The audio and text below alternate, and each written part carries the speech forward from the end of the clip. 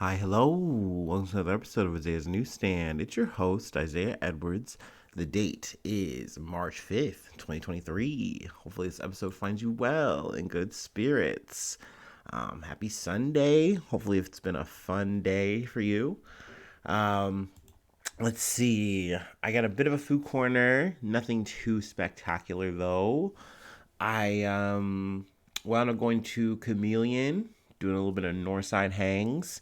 I was like really motivated to just like go out and do a little bit of drinking, a little bar hopping. So that was fun. Um, I will say though, I was trying to go hard. I wanted to like get my like usual big sampler when I'm feeling it, which would have been a slice of pizza, a thing of wings, and then fries. But their fryer was down at Chameleon, so I could only get the pizza. And my friend, they got garlic knots. So I was like, all right, cool, that's dope. And they let me have some. And I was like, oh, you're a champ. So I ate okay. It was still good. I was joking, like half joking, like, man, this is gonna be my worst review of Chameleon yet. But really, no, it was good. Let's see, what else do I have to report? Overall, the drinking was a success. We had fun. Um, just drinking some cheap beers, hanging out with the homies. It was a good time. Um, let's see. We can go ahead and get into some news. Really, all I got to report on the me front. From the Associated Press, Belarus court jails Nobel laureate Bialiatski for 10 years. Let's see here. A court on Friday sentenced Belarus's top human rights advocate. Oh my gosh, the pregame is getting me. Top human advocate and one of the winners of the 2022 Nobel Peace Prize to 10 years in prison. The latest move in a years-long crackdown on dissent that has engulfed the ex-Soviet nation since 2020. Um, so this is Elise Bialiatski. Also, three of his colleagues from, I believe it's Visna, which is like Belarusian for spring, which is the like this human rights like avocation like center. Da, da, da, da, da, let's see. Violentin Stefanovic was given a 9-year sentence. Uladzimir Labkovitsk was given 7 years, and Dmitry Saluyo was sentenced in absentia to 8 years in prison. Um, let's see. Overall, it's really just an unfortunate thing to see, Lukashenko and his government kind of enact these kind of punishments, trials. Like, it just seems really unnecessary to do. For one, like you guys are gonna do what you're gonna do. Period. Essentially, these guys are just speaking out and saying, "Hey, what you're doing is fucked up," and you guys are like, "Okay, cool, we're gonna punish you for that." And not to mention, do our best to like dismantle your whole organization. Um, so it's a shame because, like I said, you guys are like Belarus is going to be supporting Russia and all their endeavors and doing the shit they're doing. We've talked a little bit about them last year, so it's not surprising that they're making this move, but it's definitely a shame. Um, let's see. Then there's also a little bit of a fun fact at the end. Bialatsky is the fourth person in 121-year history of the Nobel Prizes to receive an award while in prison or detention. So, hopefully, he's doing well and in good spirits, and I don't know. It's a shitty situation. I really don't know. I don't know how much to add there in terms of my commentary, but yeah, I can't imagine. It's one of those things that's really depressing and sad, but like it makes it hard. Like when you see people speaking out, trying to do the right thing, and it's like they get paraded in cages and then put in cages for years. It's fucked up, man. Um, let's see. And some other news from CNN. Alarm grows in Iran over reports that hundreds of schoolgirls were poisoned. We've covered a bit of, protest news, things of that nature that have been taking place in Iran. It's seemingly, I guess, this is kind of like a bit of fallout, or you could say like counter to the protesting and stuff like that, are people um, who have been poisoning children, which is really fucking fucked up. And it's been especially girls. I think there's one case where there was like a school with boys who were poisoned. It's not known what exactly the poison was, or who's done it, but it's believed that, like, it's people from, like, the ultra, religious right in this country who are so opposed to these protests that are going, where people are doing the woman life freedom protests. Essentially they're saying, hey, we've had enough of this, and they've been just doing this shit. The first reported poisonings happened in the city of Qum on November 30th, when 18 schoolgirls from one high school were hospitalized, according to Iranian state media. In another incident in Qum on February 14th, more than 100 students from 13 schools were taken to hospitals after what the state-affiliated Tasnim news agency described as serial poisonings. There have also been reports of schoolgirls being poisoned in the capital, Tehran, where 35 were hospitalized on Tuesday, according to Fars News. They were in good condition, and many of them were later released, Fars reported. So, I mean, it's just really unfortunate to hear about these kind of incidents taking place. These are literally just girls who want to go to school. And, lately that's just been something that has been deemed just impossible to do. And it's a shame that literally, like, you're allowed at least this elementary level education, but some people are saying, no, you can't even have that. And they're trying to, like, put justice into their own hands and do this shit. And it seems like they're kind of getting away with it. To some extent, some ministers and officials have come out and called it what it is. And it seems that others are kind of either playing it down. I guess we can read a little bit more here. Iranian Health Minister Bahram Inolalhi, who visited affected students in Qum, said on February 15th that the symptoms included muscle weakness, nausea, and tiredness, but that the poisoning was mild, according to a report in a state media outlet, Iranian Students News Agency. Let's see. I mean, we can read a little bit more, but it's just one of those situations where it's a shame that, like I said, there's backlash for people just trying to get an education. It would be nice to see some positive changes, but I don't know if that's in store.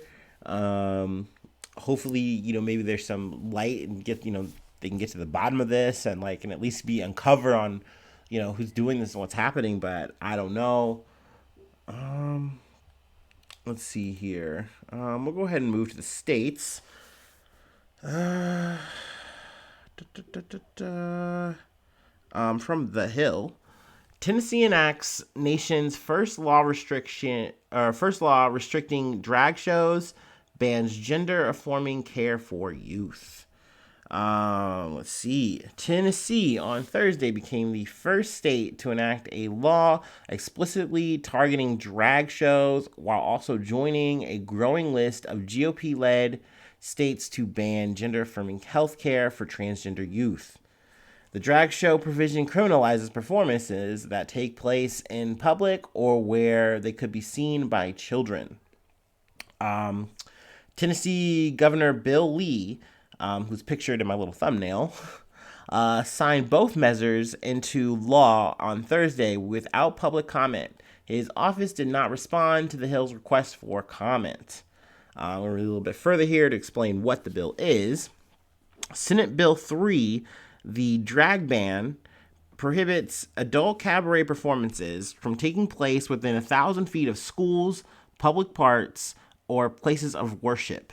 The new law, effective April 1st, builds on the existing restrictions on adult-oriented businesses in Tennessee, expanding the state's obscenity laws to include performances that feature topless or exotic dancers or male or female, excuse me, or male and female impersonators that provide entertainment appealing to a prurient interest. And because that's a $12 word to me, prurient is having or encouraging an excessive interest in sexual matters. I think this whole fucking thing is very disgusting in terms of what Tennessee is trying to do in these whole culture war conversation to appeal to these conservative Christian values and how it's so abhorrent and disgusting for someone of one gender to dress like another gender or whatever they perceive this problem to be in their head. Especially in situations where, like I said, the thumbnail I have of Bill Lee is him in drag in school, just having a good time, just having some fucking fun. And he tries to like make that, like make light of it, like, oh, those aren't the same things. Like, you're trying to make light of what I'm doing, like, you know, trying to defend schools or whatever. I'll just read this fucking goddamn man's quote. What a ridiculous question that is, the governor responded, conflating something like that to sexualized entertainment in front of children, which is a very serious subject. What do you mean? Like, I think that this literally, like, the photo is taking place like him at like a fucking high school, like on a football field. So what are you talking about? It seems like it's the same kind of thing that you would be in violation of. But I guess maybe he's thinking different times, different people. But let me tell you though, what's on the line if you get caught violating this fucking bill or whatever. First-time violators may be charged with a Class A misdemeanor, punishable by $2,500 and up to a year in jail. Any subsequent offenses will be classified as a Class E felony, carrying a maximum of 6 years prison sentence. To me, that's wild. Essentially, this is all like so that you can't have a drag brunch and things of that nature. You can't have a drag like reading session that like was something that had happened where like someone in drag like literally did like book readings and stuff like that. To me, that shit was very cute, and not to mention, it does a nice subtle thing of showing people that you can be different. That hey, like, there's a bigger world out there than just these four walls and the house and home and the people you know, and you can be whoever the fuck you want to be. I don't see that as like a sexual indoctrination. I think the idea of like trying to like shelter your kids from the world, it only causes more problems. It doesn't make a solution. And also, I hate the idea of like trying to demonize what being drag is, what, you know, having any kind of like gender fluidity is. It's so strange to me that like the Western philosophy is like, no, you have to suppress this kind of shit. You have to bury this kind of shit. Like, I don't get what the purpose is. I don't get what, like, who benefits from it. Other than, I guess, the Christian Karens and Carls of the world. I don't know. But it is what it is. You know, all I can do is really talk about this kind of shit, highlight it, say boo, tomato, tomato, tomato, fuck you, Willie. Tennessee, do better. Like, what the fuck, man? But it is what it is. All right, we got one more thing to talk about. I'm trying to keep it short today. But let's see. From the Associated Press, Chicago Mayor Lightfoot ousted. Vallis Johnson in runoff.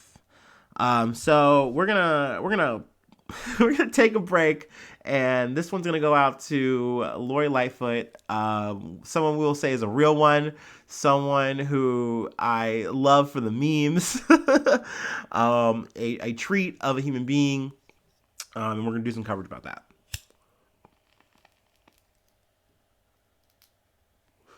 Wow.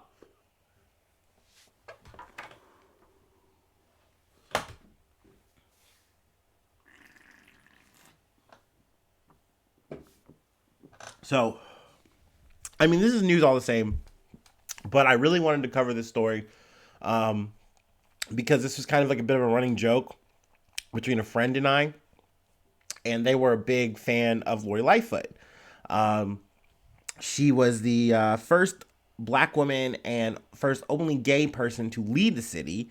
Um, so for my friend, this like what Lightfoot is an icon, and even though it was just like her at the barbecue or her doing this or that, her little big suits.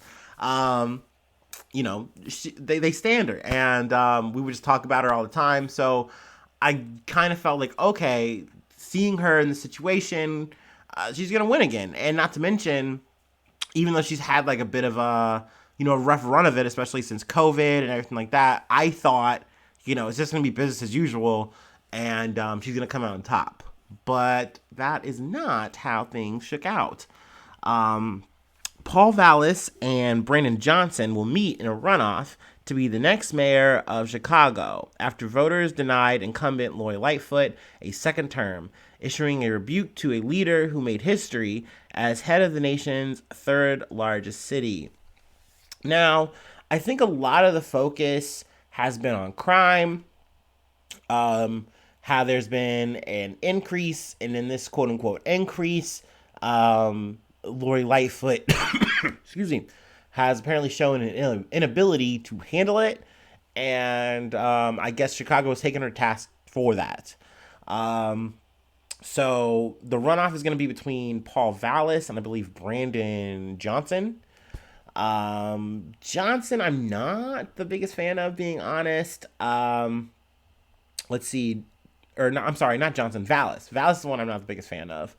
Vallis, a former school CEO backed by the police union, and Johnson, a Cook County commissioner endorsed by the Chicago Teachers Union, advanced to the April 4th runoff after none of the 9 candidates were able to secure over 50% of the vote, excuse me, Tuesday to win outright. So, I'm interested in seeing how that's going to, pan out.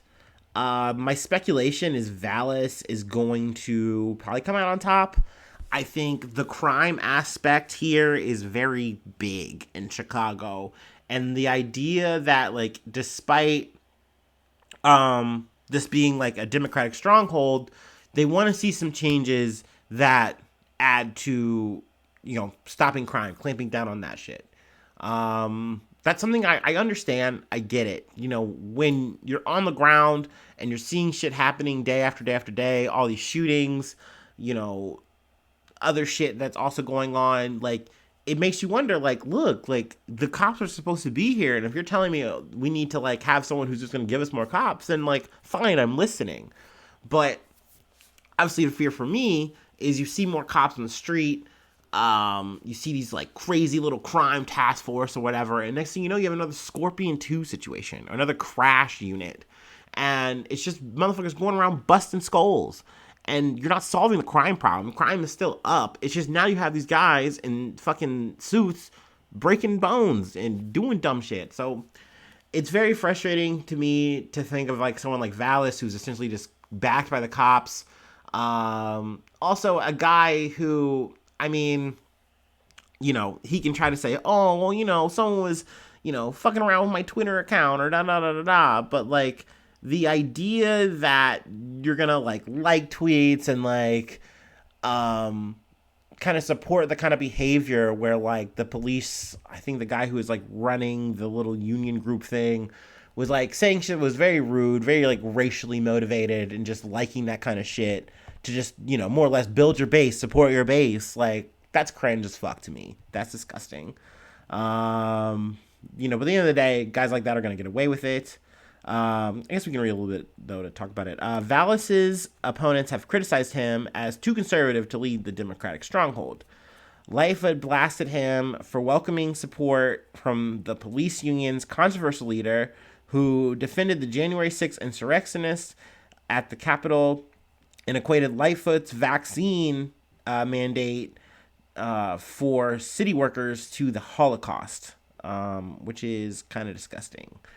Granted, though, I don't think people are going to like Johnson for some of his stances. even though I get it and would definitely support them. Just because he hasn't necessarily said he wants to defund the police, but he doesn't want to give the police more money, and he'd rather give that kind of money to, like, social work and things of that nature, to kind of help the city. So I don't think that that's kind of the narrative that people want to hear right now. I think they really want to see something that's gonna, quote unquote, instantly have a good result on crime. Um, but we'll see. We'll see how that kind of unfolds in the future. But yeah, wanted to talk about those things. So thank you so much for listening today. If you don't mind, I'm going to shill myself a little bit. Patreon.com/Isaiah News, for bonus content. Get extra episodes once a week. Also, quick link to the Discord. I'm trying to grow that, build that, as always. Also, you become a newsie and you get a shout out once a month. So that's nice. That's neat. Free ways to hit me up is IsaiahNews1@gmail.com, and also Facebook and the Twitters. Pretty much all the socials. You can find me or the podcast there. Thank you so much for tuning in. Thank you so much for being a friend. Hopefully I see you soon for some more good news. I love you. Bye-bye. Mwah.